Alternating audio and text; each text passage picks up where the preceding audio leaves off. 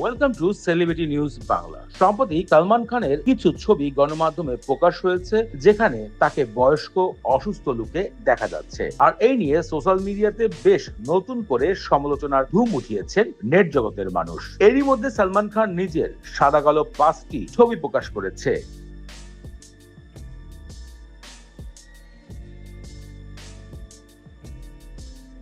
আর এ নিয়ে দর্শকদের ভিতরে আবার নতুন করে শুরু হয়েছে নতুন মন্তব্য।